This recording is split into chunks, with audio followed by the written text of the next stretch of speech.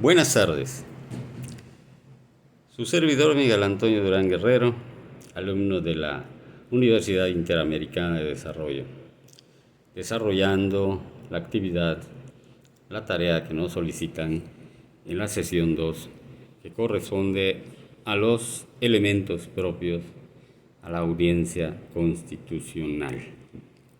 En nuestro Estado mexicano, la ley de amparo es una de las herramientas jurídicas más importantes para hacer valer el respeto a los derechos humanos, lo cual otorga una protección constitucional por parte de las autoridades así como de los particulares.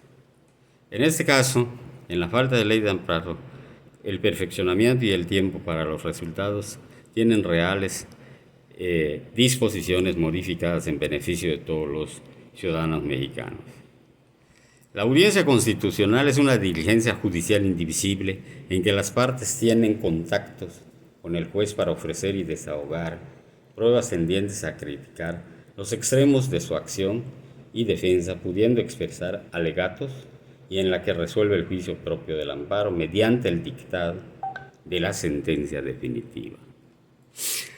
¿Cuáles son los requisitos que deben de estar cubiertos para que se puedan celebrar la audiencia constitucional? Muy importante que hayan sido emplazadas todas y cada una de las partes que van a intervenir en el juicio. Se hayan rendido los informes justificados con la debida anticipación para que el quejoso pueda pronunciarse respecto al mismo.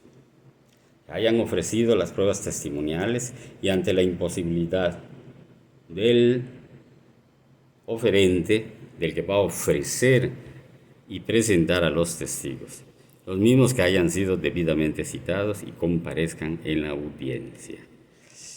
Cuando se haya ofrecido la prueba pericial y ante la imposibilidad de citar, como dije anteriormente, a los testigos, deberán ser citados y que comparezcan en la audiencia.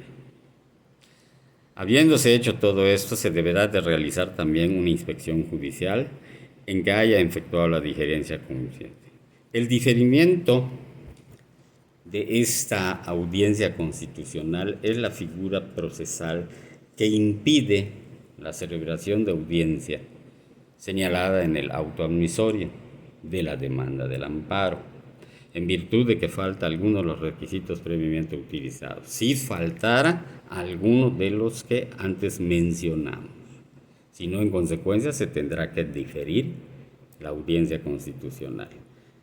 Pero desde el punto de vista legal pudieran haber también algunas causales de diferirse. Esto es en base a que el artículo 117, en algún párrafo que no recuerdo en este momento, establece que en la fecha de notificación al quejoso y su justificación y la celebración de la audiencia tiene que tener por lo menos 8 días. Cuando las partes hayan solicitado copias o documentos a la autoridad que los tiene en su poder sin que dichas autoridades hayan expedido estas copias. Es muy importante que todos estos documentos tengan en un momento dado que estar para acreditar la solicitud de reponer estos, de dar estos en estas copias en un no mayor de 5 días.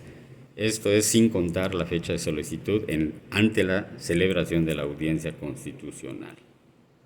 ¿En qué casos además pudiera operar la suspensión de audiencia constitucional?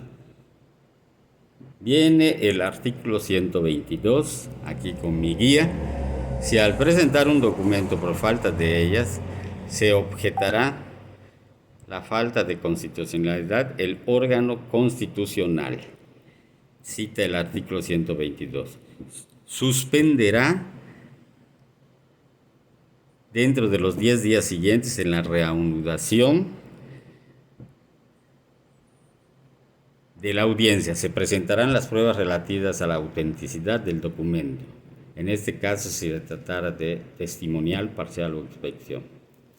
Todo esto está dispuesto en el 119 de la ley. ¿Cuáles son las etapas? ¿Cómo se desarrolla la audiencia constitucional? etapa probatoria y la etapa de alegatos. En esta primera etapa, la probatoria, es el ofrecimiento de las pruebas, la admisión de las pruebas y la del desahogo de las pruebas. Y en la etapa de desahogo de pruebas, pues es la fase en donde pues van a poner todos los documentos y testimoniales que pudieran ayudar en tener y proponer una cierta argumentación para que el juez lo tome y lo valore. En la etapa de alegatos son los razonamientos que hacen en vía de apuntes finales, en conclusiones de juicio, subrayando aspectos relativos a las constancias que se dejaron en autos para que el juez, el que está llevando el caso, lo aprecie y resuelva con estos puntos. Deben formularse por escrito para que en un momento dado se tomen en una consideración jurídica y puedan tener expresión las situaciones que desarrollaron. En consecuencia, todo esto, llegamos a la sentencia de amparo. La sentencia de amparo directo se dicta al concluir la audiencia constitucional, es decir, una vez que las pruebas hayan sido ofrecidas y admitidas y desahogadas. Una vez que las pruebas fueron admitidas, como dije, hay que tomar esta diligencia en cuanto a formular una sentencia que pudiera ser en tres sentidos. Que la parte quejosa, una de ellas es que la parte quejosa acreditó la inconstitucionalidad del acto reclamado, en cuyo caso dictará una sentencia concesoria. En otro caso, en un segundo caso, es donde no se pudo haber acreditado la inconstitucionalidad del acto, en consecuencia se niega el amparo al quejoso. Y la tercera, determinando que no se acreditó la existencia del acto reclamado, por lo que se dicta una sentencia de sobreseimiento. Determinando esta situación causal de improcedencia que impide resolver el fondo del asunto, dictado de igual manera una sentencia de sobreseimiento. Contra las sentencias definitivas, laudos o resoluciones que pongan fin al juicio, el fundamento constitucional de esta vía de amparo se encuentra en la fracción quinta del artículo 107.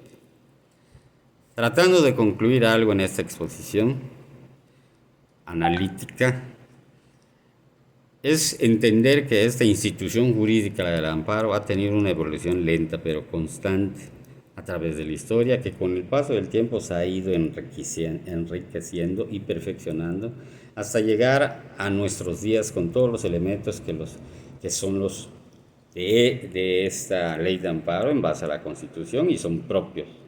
Este es un medio de control constitucional que da como resultado las conquistas jurídicas que dan de beneficio para el ciudadano frente a la autoridad.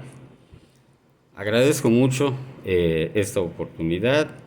Reitero mis respetos a la escuela, a nuestra universidad y a nuestros maestros, a nuestro titular de la materia. Buenas tardes. Gracias.